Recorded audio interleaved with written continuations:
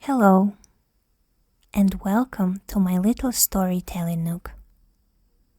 Here, time slows down, and every tale is like a soft lantern in the dark. My name is Inara, and tonight I'll be reading The Birch and the Star, a Finnish fairy tale written by Zacharias Topelius.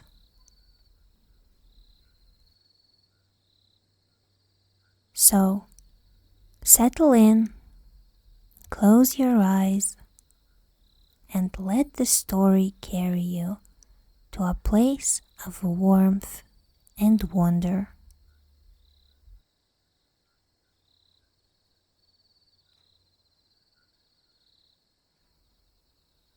About 200 years ago, Finland had suffered greatly. There had been war. Cities were burned, the harvest destroyed, and thousands of people had died. Some had perished by the sword, others from hunger, many from dreadful diseases. There was nothing left but tears and want, ashes and ruins. Then it happened that many families became separated. Some were captured and carried away by the enemy. Others fled to the forests and desert places, or far away to Sweden. A wife knew nothing about her husband. A brother nothing about his sister. And the father and mother did not know whether their child were living or dead. Some fugitives came back, and when they found their dear ones, there was such joy that it seemed as if there had been no war, no sorrow. Then the huts were raised from the ashes. The fields again turned yellow with golden harvest. A new life began for the country. During the time of the war, a brother and sister were carried far away to a foreign land. Here they found friendly people who took care of them. Year after year passed, and the children grew and suffered no want.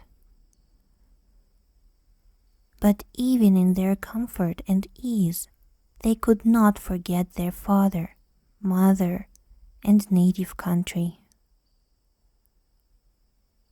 When the news came that there was peace in Finland, and that those who wished might return, the children felt more and more grieved to stay in a foreign land, and they begged permission to return home. The strangers who had taken care of them laughed and said, "Foolish children, you don't realize that your country lies hundreds of miles away from here." But the children replied, "That does not matter. We can walk home." The people then said, "Here you have a home, clothes, and food, and friends who love you. What more do you desire?" "More than anything else, we want to go home," answered the children. "But there is nothing but poverty and want in your home. There you would have to sleep on miserable moss beds and suffer from cold and hunger. Probably your parents, sisters, brothers and friends are dead long ago. And if you look for them, you will find only tracks of wolves in the snowdrifts on the lonely field where your cottage used to stand." "Yes," said the children, "but we must go home." "But you have been away from your home for many years. You were only 6 and 7 years old when you were carried away. You have forgotten the road you came on. You can't even remember how your parents look." "Yes," said the children, "but we must go home." "Who is going to show you the way?" "God will help us," answered the boy. "And besides, I remember that a large birch tree stands in front of my father's cottage, and many lovely birds sing there every morning. And I remember that a beautiful star shines through the branches of the birch at night," said the little girl. "Foolish children," said the people in the foreign land. "You must never think about this again. It will only bring you sorrow." But still, the children always thought about going home.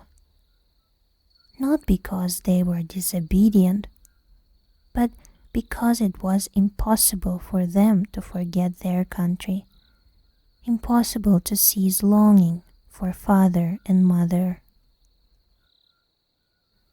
One moonlight night, the boy could not sleep for the thoughts of home and parents. He asked his sister if she were asleep. "No, I can't sleep. I am thinking of our home." "And so am I," said the boy. "Come, let us pack our clothes and flee. There seems to be a voice in my heart that says, 'Go home, go home.' It is the voice of God, I know. So we are doing nothing wrong." "Yes, let us go," said the sister. And quietly they went away. It was a lovely night. The moon shone brightly and lit up the paths. "But, dear brother, I am afraid we never shall find our home," said the little girl after they had walked a while.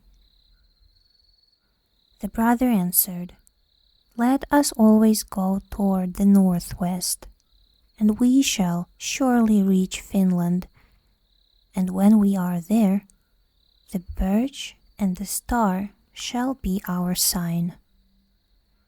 If we see the star shining through the leaves of the birch, we shall know that we are home."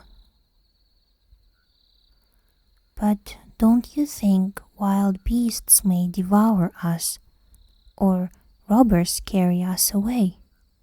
cried she.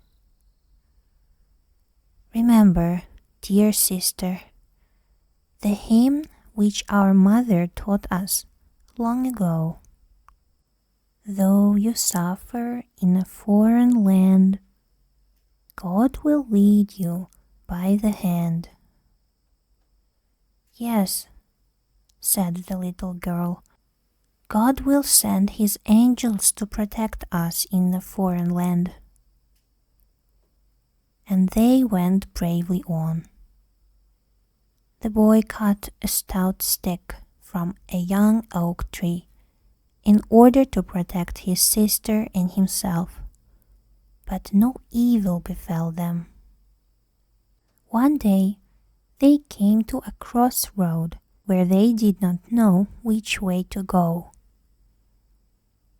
Then they saw two little birds that were singing in a tree by the road of the left-hand side.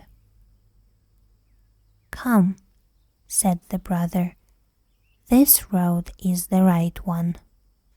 I know it from the song of the birds. Perhaps these little birds are sent by God to help us along." The children went on, and the birds flew from branch to branch, but not faster than the little ones could follow them. The children ate nuts and berries in the woods, drank water from the clear brooks, and slept at night on soft beds of moss. They seemed to be cared for in a most wonderful way. They always had enough to eat, and they always found a place where they could spend the night. They could not tell why, but whenever they saw the little birds, they said, "See, there are God's angels who are helping us." And so they walked on. But at last the little girl grew very tired from wandering about so long, and said to her brother, "When shall we begin to look for our Birch?" And he answered, "Not until we hear people speak the language which our father and mother spoke." Again they walked towards the north and west. Summer was gone. The days in the forests began to grow cold, and again the little sister asked about the birch, but her brother begged her to be patient. The country through which they now wandered gradually began to change. The land which they had left and through which they had walked for weeks and months was a level land. Now they had come into a country with mountains, rivers, and lakes. The little sister asked, "Tell me, brother, how shall we get over the steep mountains?" Her brother answered, "I shall carry you," and he carried her. Again, the little girl asked, "How shall we cross the rapid rivers and the great lakes?" And the boy answered, "We shall row across." And he rowed across the rivers and lakes. For wherever they came, they found boats, which seemed to be there just for their sakes. Sometimes the brother swam with his little sister across the rivers, and they floated easily on the waves. At their side flew the two little birds. One evening, when they were very tired, the children came upon the ruins of burned-down buildings. Close by stood a large new farmhouse. Outside the kitchen door stood a girl peeling the vegetables. "Will you give us something to eat?" asked the boy. "Yes, come," answered the child. "Mother is in the kitchen. She will give you supper if you are hungry." Then the brother threw his arms about his sister's neck. "Do you hear, sister? This girl speaks the language that our father and mother spoke. Now we may begin to look for the birch and the star." The children then went into the kitchen, where they were received with much friendliness and were asked where they came from. They answered, "We come from a foreign land and are looking for our home. We have no other mark than this. A large birch tree grows in the yard in front of the house. In the morning, birds sing in its branches, and in the evening a large star shines through its leaves." "Poor children," said the people, full of pity.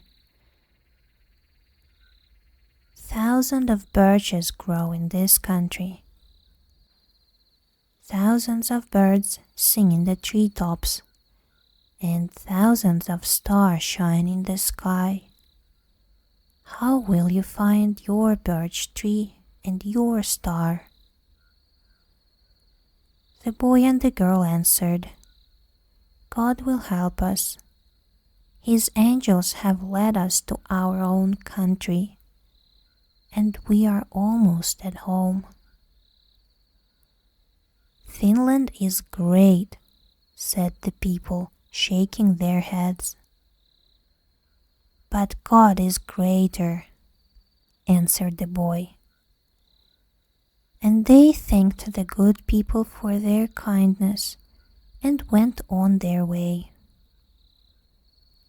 It was fortunate for the children that they did not need to sleep in the woods any longer, but could go from farm to farm. Though there were wide plains between the human dwellings and great poverty everywhere, the children were given food and shelter. All felt sorry for them. But their birch and star they did not find. From farm to farm they looked.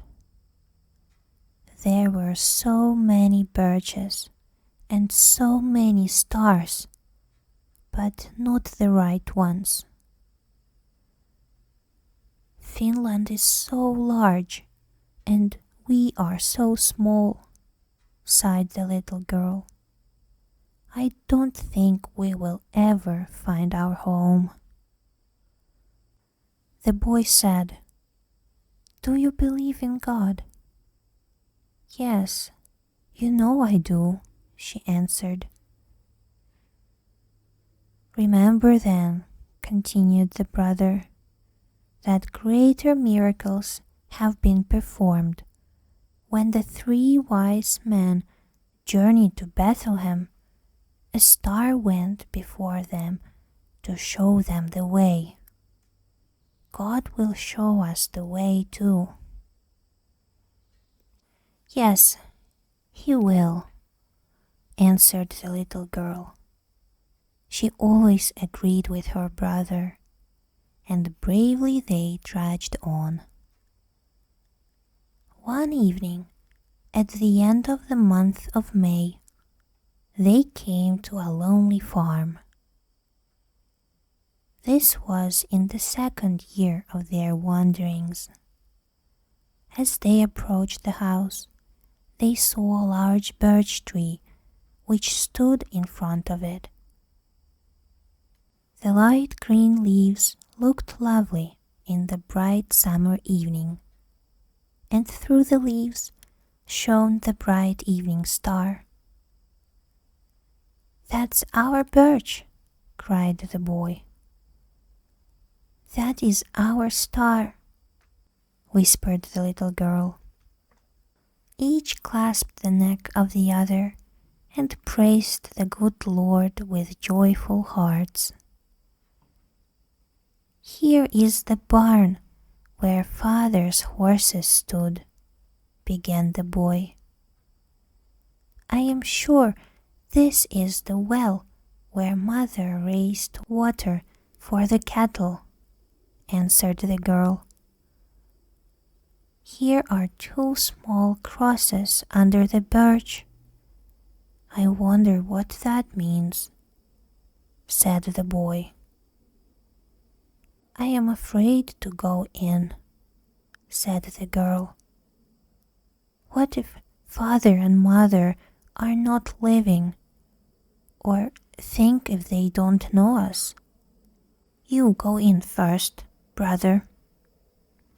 In the sitting room sat an old man and his wife. Well, they were really not old, but suffering and sorrow had aged them before their time. The man said to his wife, Now spring has come again. Birds are singing, flowers are peeping up everywhere. But there is no new hope of joy in our hearts.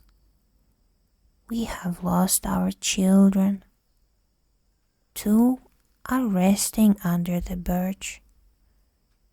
And far sadder, 2 are in the land of the enemy, and we shall never see them on earth.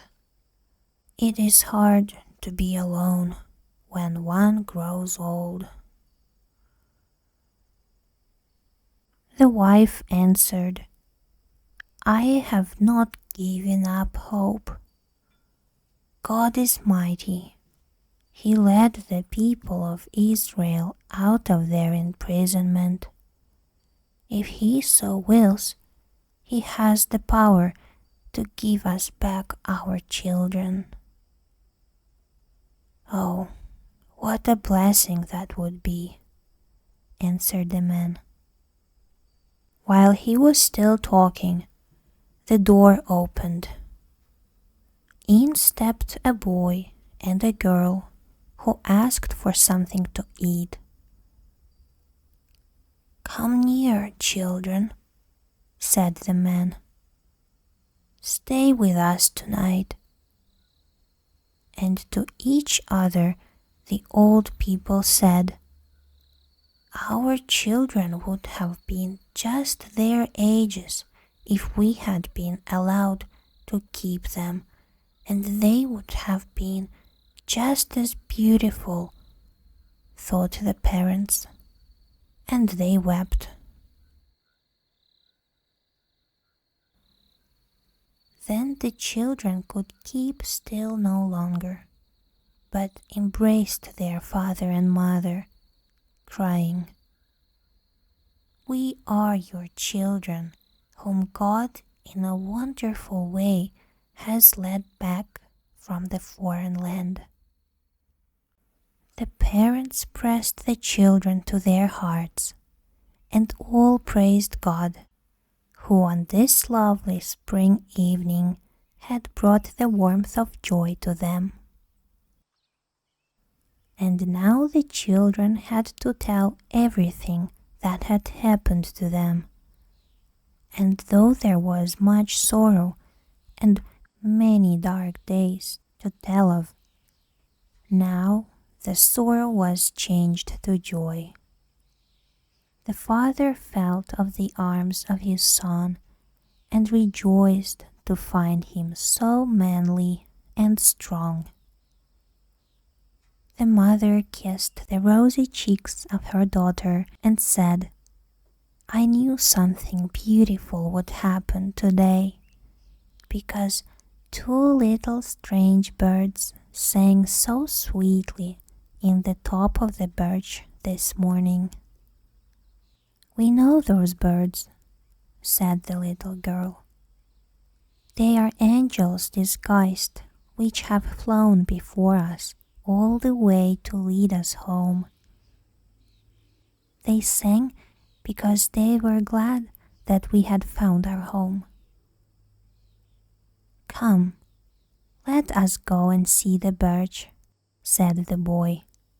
Look, sister, here lie our little brother and sister. Yes, said the mother, but they are now angels with God. I know, cried the little girl. the angels in bird form who have flown before us all the way and who sang of our coming are our brother and sister. It was they who always seemed to say to us, go home to father and mother. It was they who cared for us, so that we did not starve or freeze to death. It was they who sent us boats, so that we were not drowned in the rapid rivers. It was also they who said to us that it is the right birch, this is the right star. God sent them to keep us safe. See, said the boy, the star is shining more brightly than ever through the leaves. It is bidding us welcome. Now we have found our home. Now our wanderings are ended.